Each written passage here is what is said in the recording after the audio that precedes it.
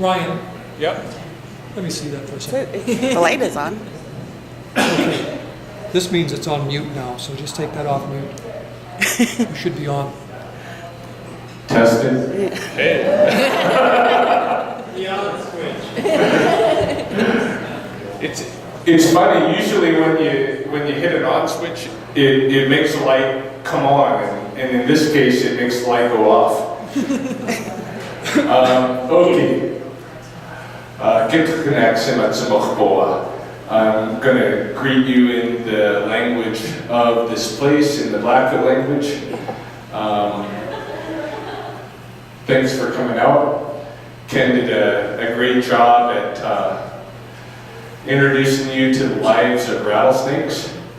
And I'm going to be fairly brief this evening. I'm just going to talk to you about our program in terms of conserving rattlesnakes here and mitigating the human-rattlesnake interactions in the city, especially in Paradise. I don't know, how many of you here are from Paradise? Not too many, eh? Riverstone? Oh yeah. Still. Not too many. West Side in general? West Side is where you're gonna come into contact potentially with rattlesnakes, most likely. Over on the south side, north side, less likely you're gonna come across garter snakes. You're gonna come across potentially bull snakes on the north side. But here on the west side is where we have the rattlesnakes. My real interest is whether or not we can sustain a rattlesnake population alongside of a growing human population in the city of Lethbridge. I'm really interested in this.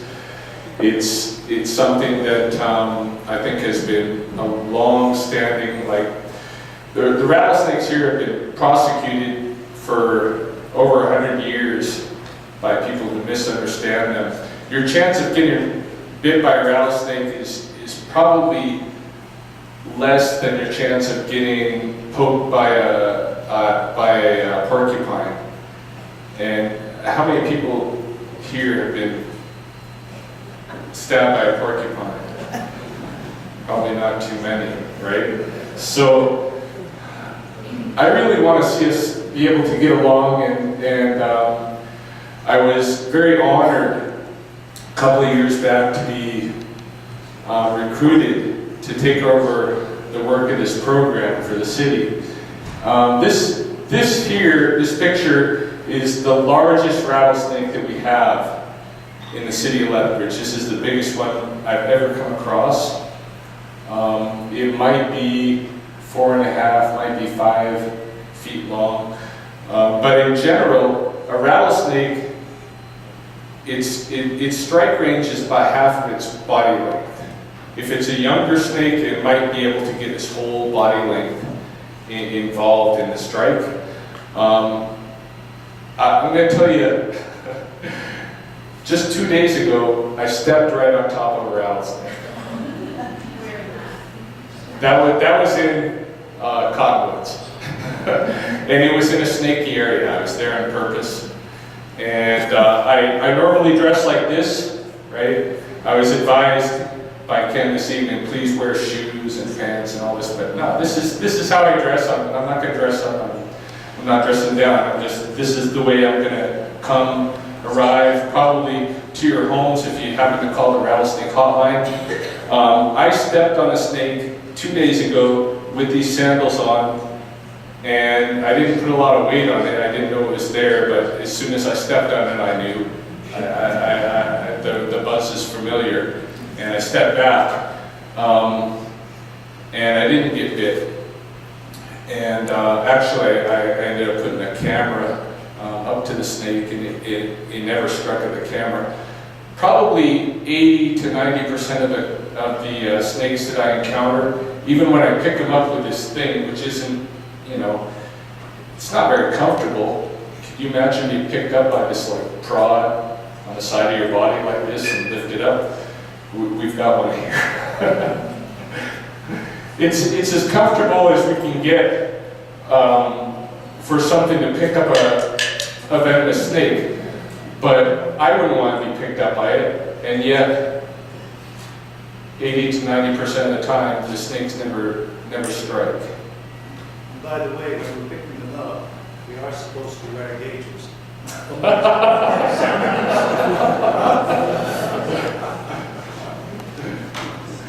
Yeah, officially, I'm supposed to be a bit more protected. But yeah, even the length of that stick that John has is way more than enough length away from a rattlesnake to protect you from being bit. Even the largest snake we have. In the last couple of years, we had a rookery, which is where rattlesnakes are burying their young, right at one of the entrances of the University of Lethbridge. And a lot of students coming and going, and nobody harmed at all. Fairly few even noticed the snakes.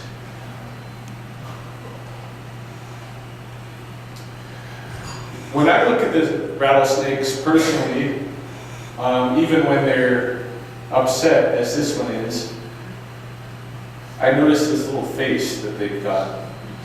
I don't know if you see it on his mouth, but he's got a secondary little face. He's got a little mouse face.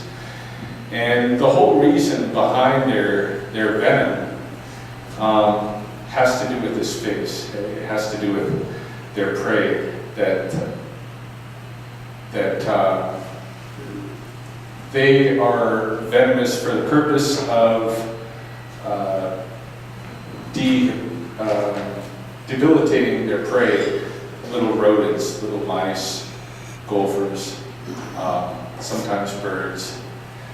And they're not really interested at all in hurting people. I've begun in the last couple of years to name some of the rattlesnakes. This is one of the ones that comes and frequents Canyon Terrace, just up on top of the hill here. Yeah, this guy has been, I think on this occasion, I picked him up down here at the golf club, but most of the time he's up at Canyon Terrace. This is a guy that I call Tobias, and I know him by his little heart-shaped, you can see here, he's got a little heart-shaped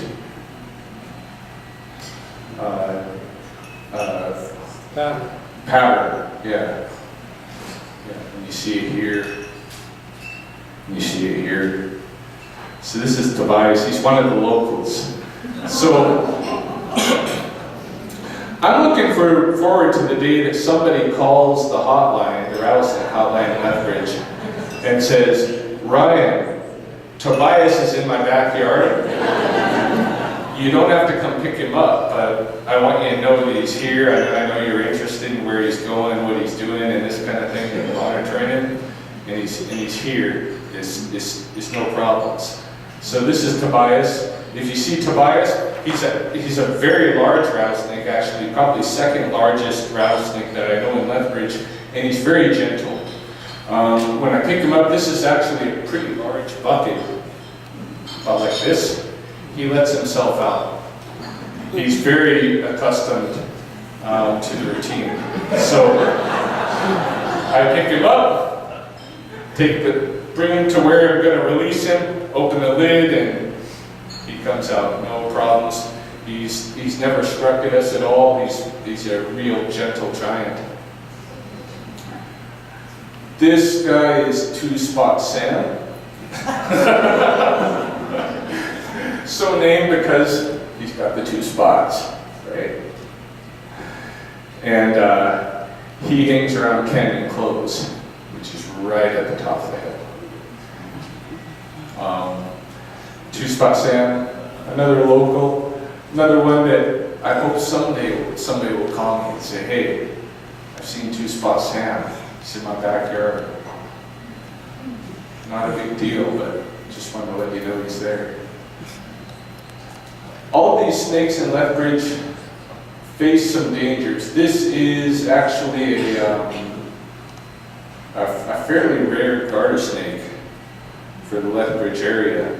And I photographed this just a couple of weeks ago down below my house in the Heritage Heights neighborhood. And he's been hit by a dirt bike. And this is probably the number one danger to the snakes here is being hit on the roads. So if you're coming into Paradise Canyon, anywhere where you're near the edge of the coulee on the Lethbridge side, especially like Bridge Drive, if you're very near the edge of the coulee on Riverstone, or if you're coming into Paradise Canyon, be aware of potential snakes on the road, and if they are there, please don't run them over. If you're into mountain biking, also, be aware. We do every year come across several snakes that have been hit by mountain bikes. This is one of them. This is a snake that I call Rupert. It was hit in Riverstone. And Rupert, that year, this was 2 years ago, had his hemipenes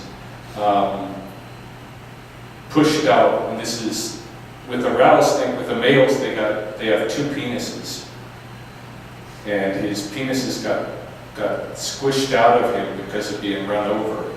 And we were lucky enough at the time to have a veterinarian who was willing to work on him so long as I kept his head in check.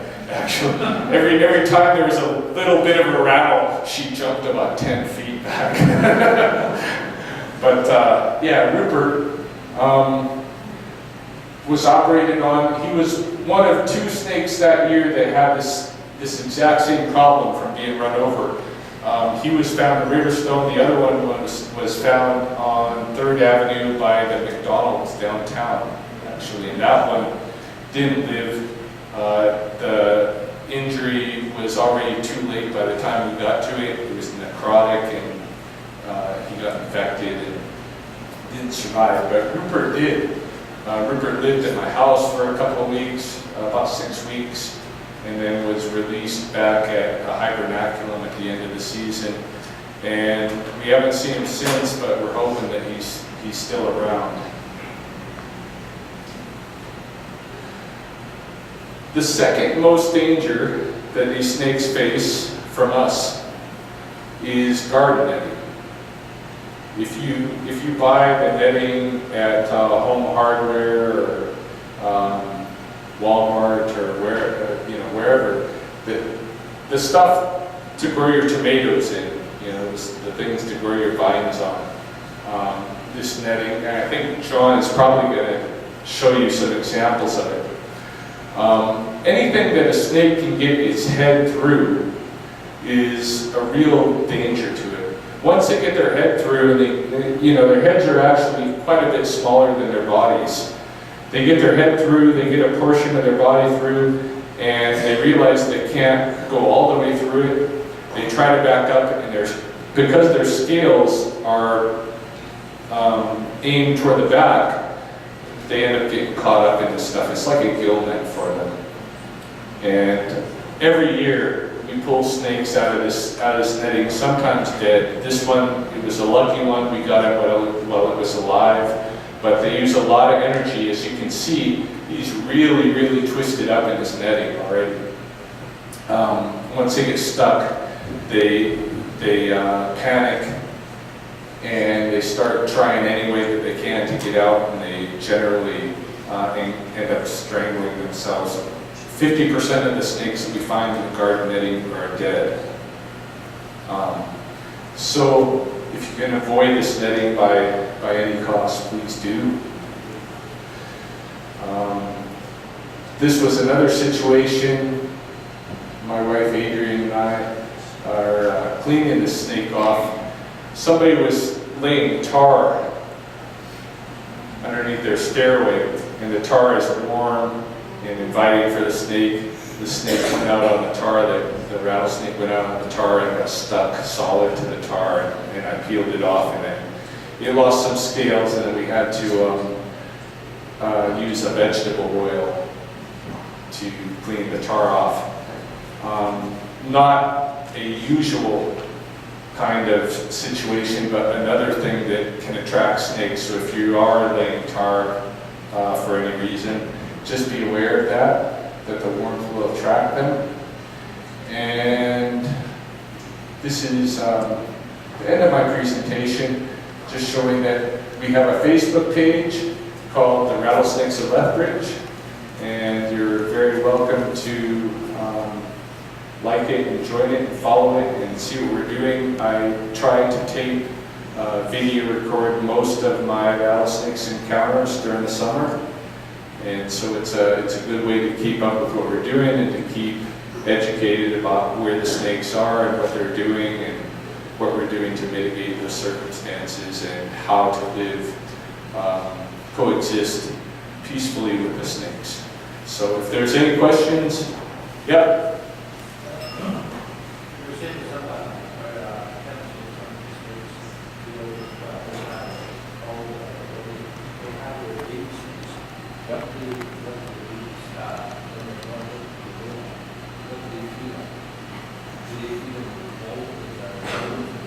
What do the baby snakes feed on?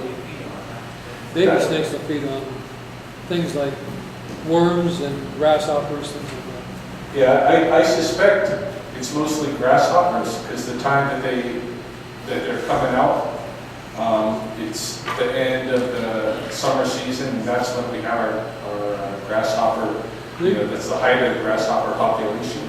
They don't usually eat anything from the time they're born. They don't usually eat anything from the time they're born until the next spring. It's the springtime when they start eating things, and then because they're small, young in the year, and then they start eating things like worms and grasshoppers.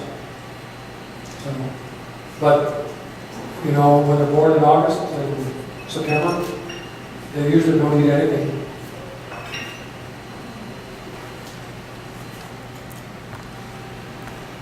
Any other questions?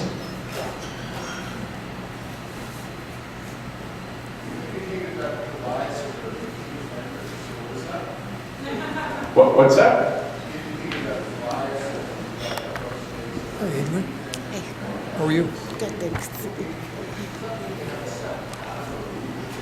Absolutely, yeah. Tobias likes Canyon Terrace, and Two Spot Sam likes Canyon Close, and I have actually probably half a dozen snakes from Riverstone that travel to the University of Lethbridge that I have named. That Do you have it? Oh, there it is. that I've picked up several times. Yeah, so they definitely have their, the places that they like to go, and yeah, for sure, they got their patterns. How long do they live for? That's a good question. I don't know what Ken's thoughts on it are. I think probably about 10 years. Yeah. How many hibernacles are there locally? Would you be able to, how many are, they're all along There's a lot. here. Yeah, there's a lot. The estimation that you see on the signs in the parks for rattlesnakes in Lethbridge that state that there's maybe 50 rattlesnakes that's an underestimate. Yeah.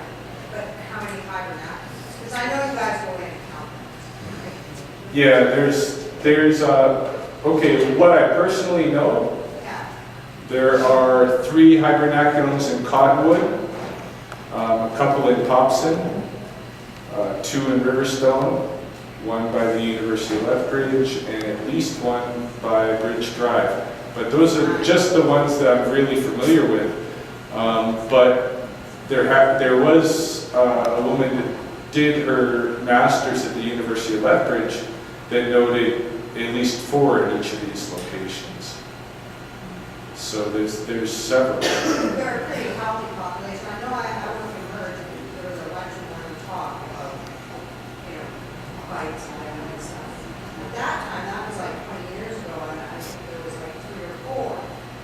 But now so it's a very healthy population here, isn't it? Yeah, it's a good population, and I'm really interested to see if we can live with them.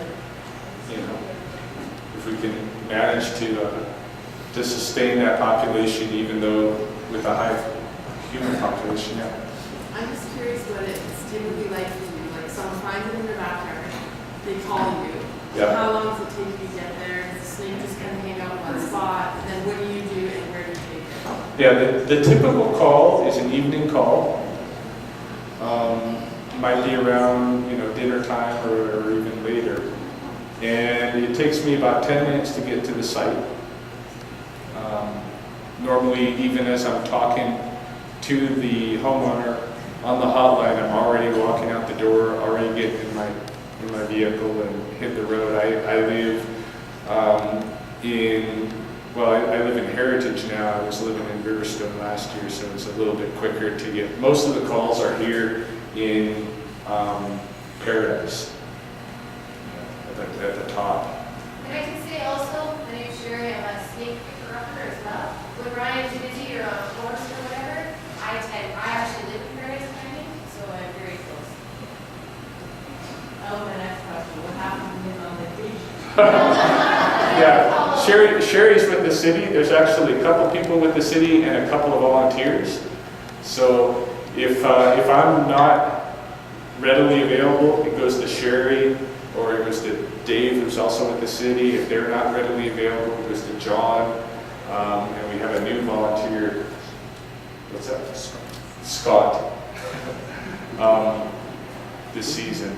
So yeah, there's always about 5 of us on call. Probably 90% of the time you're going to get me, and I'm going to be there within 10 to 15 minutes. And I usually recommend if somebody sees a snake in their yard, keep an eye on it. Don't don't go in the house and if you have to call, go in there and phone me. But go back, keep an eye on the snake, keep your distance from it, and just monitor it until I get there. Yeah. What is the hotline number? 332-6806. And we have brochures as well that you're welcome to take at the end of the meeting. So the information for the hotline is also here. One last question. Yeah. Sorry. But at night, do they go out there again, or if they are in your yard, you let them know, they stay in your yard? If you If they are in your yard, you don't see them, at night, do they go out there again, or will they stay in your yard? No, they have a winter den where they all go, called the hibernaculum, where they hibernate. During the summer, they move out away from the hibernaculum and they keep a kind of an individual den a lot of times, which will usually be some kind of a rodent hole.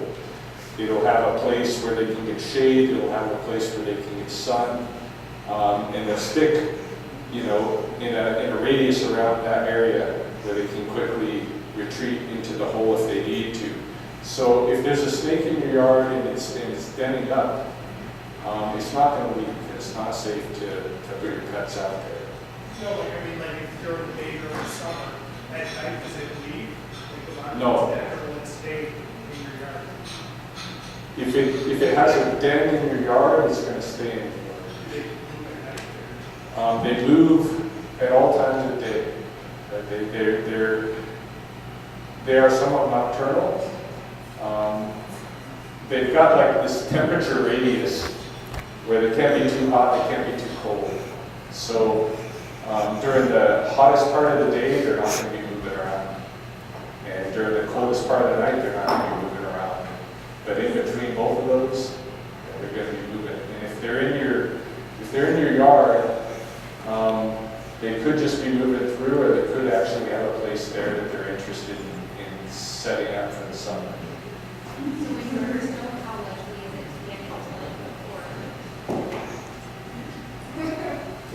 So how likely is it to what? Well, like, we're, I don't know how often we have to do so I'm just curious how likely it is. If you're really close to the coulee, what I would recommend is look at your concrete pads, like your drive pad, your walkways and stuff like that.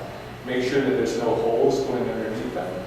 That's where the snakes will typically tend to hole up if they find a place, a residential area near the coulee that they are going to den. It's going to be underneath one of the drive pads or something like that. Yeah. One of the things you want to do is to make sure that your place is free of rodents, because they're there for one of to meet their basic needs, food, water, or something like that. Most of the time it's food. If you happen to have some rodents around, they're going to be around. If you happen to have an area which is free of rodents, they have to move someplace else where they can get a meal. And he's right, if you happen to have a hole or something like that, plug the hole up. And rodents go into the holes too, so it could be that there are mice living under your driveway or something. But John is going to be talking about snake-proofing your yard. So, snake-proof your yard. Yeah. And if I climb in my yard, then I'm dead, what's in your first aid kit? I don't have a first aid kit. If you get bit, you need to call the ambulance. Not me.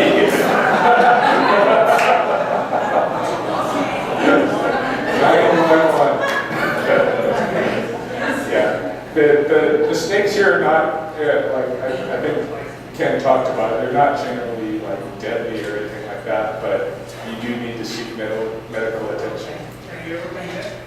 No, not by a rattlesnake. By wolf snakes I've been bitten. But I tend to be a little more careful around the rattlers.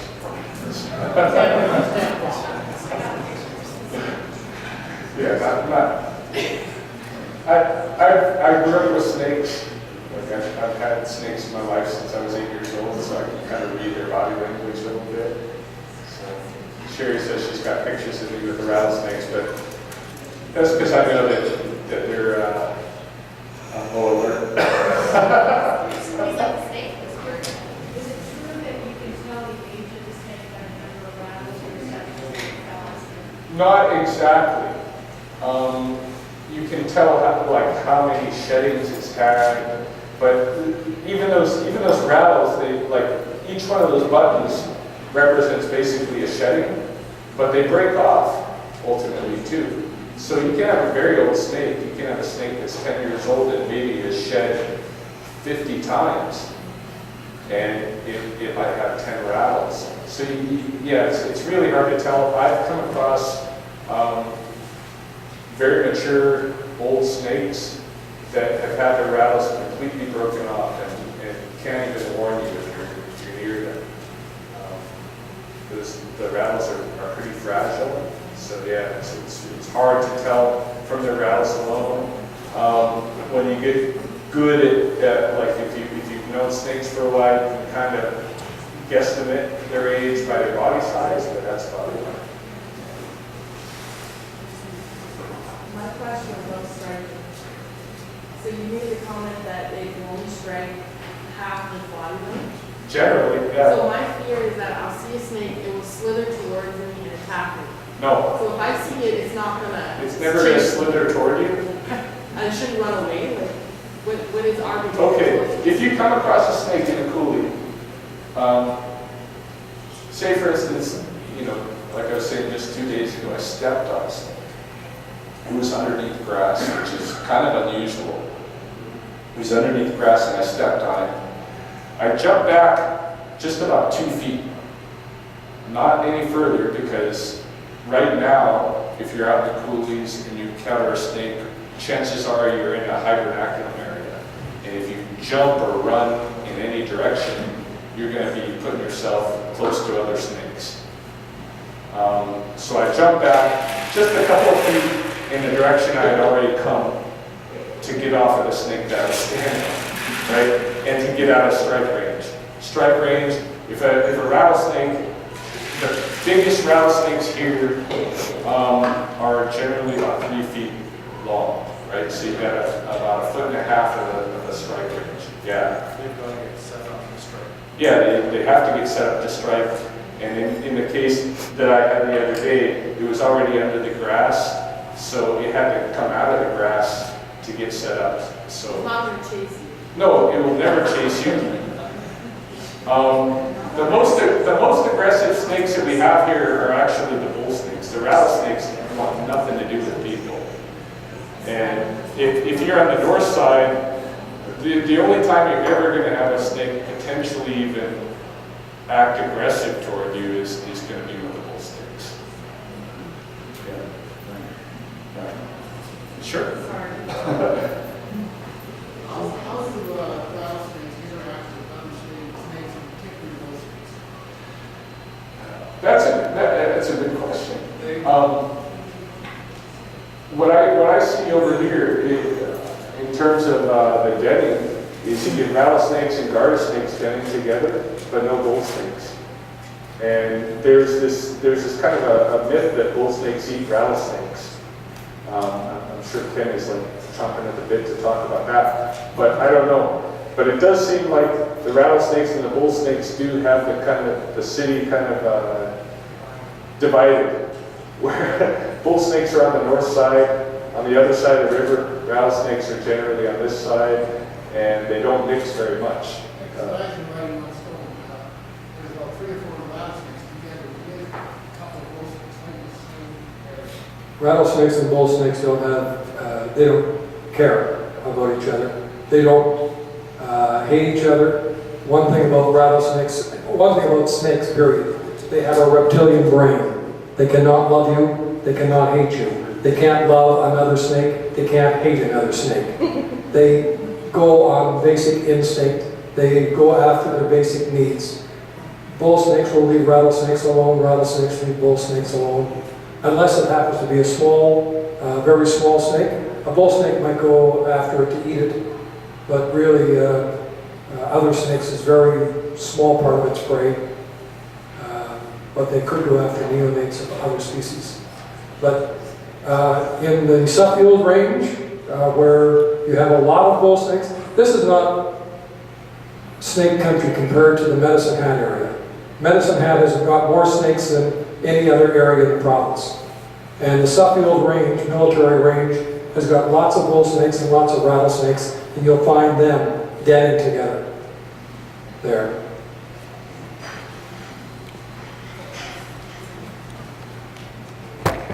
Good evening, everyone. Thanks, Ken, and thanks, Ryan.